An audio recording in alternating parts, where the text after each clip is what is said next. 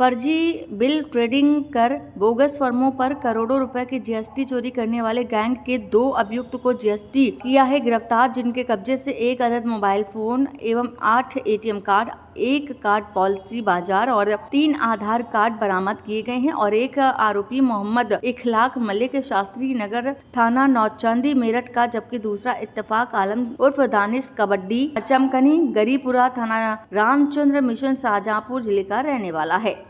Bogus firm बनाकर फर्जी बिलों पे जीएसटी कर चोरी के संबंध में जीएसटी डिपार्टमेंट की तरफ से कई अभियोग पंजीकृत कराए गए थे। उसमें एसआईटी का गठन हुआ है और उस एसआईटी को आज बड़ी सफलता मिली है। 2 अभियोग जो हमारे थे 838 और 839 जो सिविल लाइंस में इसी वर्ष दर्ज किए गए हैं, उसमें 2 अभियुक्त हम लोग के द्वारा गिरफ्तार किए गए हैं। इसमें मोहम्मद इखलाक मलिक है, ये मेरठ का रहने वाला है। एक दानिश कवाड़ी है, वो रहने वाला शाहजहांपुर का है।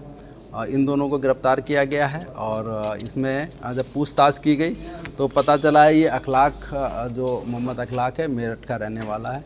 ये पहले बिल बैलेंसिंग का काम करता था और उसकी एक मुलाकात शाहिद से होती है, तो शाहिद ने कहा कि देखो ऐसा है कि फ़र्ज़ी बिल कर जो बोगस फर्में हैं उसमें हम लोग फ़र्ज़ी बिल बना के एक अच्छा पैसा कमा सकते हैं।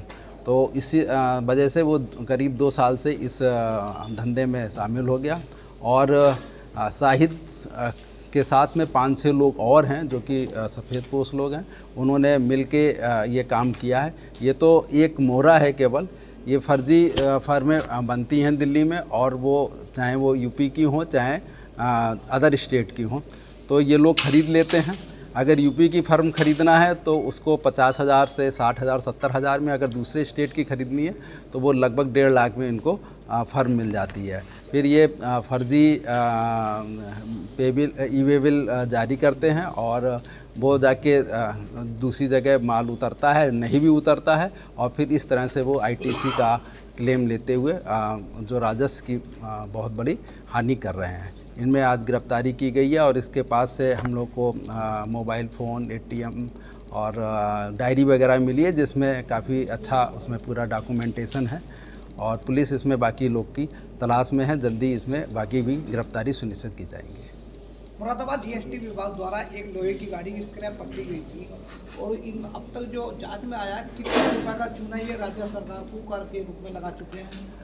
देखिए, जो अभी साहिद से बातचीत की है उसने ये बताया है कि 4 से 5 करोड़ के लगभग उसने कमा लिया है। अब ये केवल इस एक मुलजिम का कहना है, बाकी जो पूरी और टीम है उसमें ये भी हो सकता है कि साहिद जैसे बहुत से लोग हों जो कि और फर्में दूसरी फर्में खरीद के और अलग तरीके से कर रहे हों। तो ये तो केवल एक बंदे के जो हम लोग पकड़े हैं उससे ये निकल के आया है। अब इसमें जो चोरी का जहाँ तक सवाल है तो वो मुझे लगता है कि 1000 करोड़ के लगभग तो होगी ही होगी, क्योंकि अगर हम लोग इसमें मिक्सिंग कर लेंगे तो लेकिन ये सब बाकी जो लोग गिरफ्तार होंगे उसी में हम लोग को पता चल पाएगा। जो है AK एंटरप्राइजेज अंकित कुमार थे, उनसे क्या लिंक है? देखिए, मैंने ये बताया कि फर्जी फर्में बनती हैं। ऐसा है कि दिल्ली में बहुत से ऐसे लोग होते हैं जिनको नौकरी पानी है या लोन लेना है, उस ऐप के माध्यम से वो लोग जो अननोन व्यक्ति होते हैं उनके आधार कार्ड, पैन कार्ड ले लेते हैं और उसी से फर्म जनरेट हो जाती है। उस फर्म जनरेट होने के लिए उन्हें OTP की ज़रूरत पड़ती है, क्योंकि वो जो लोग ये अंकित हैं या सौरभ हैं, ये दोनों ही व्यक्ति की अपनी फर्म नहीं है। इन्होंने कहीं ना कहीं नौकरी के लिए या किसी काम के लिए या लोन के लिए अप्लाई किया था और उसी के आधार पर जो लोग बैठे हुए हैं उन्होंने ये फर्जी फर्म बना ली थी। मुरादाबाद से रिहान अंसारी की रिपोर्ट।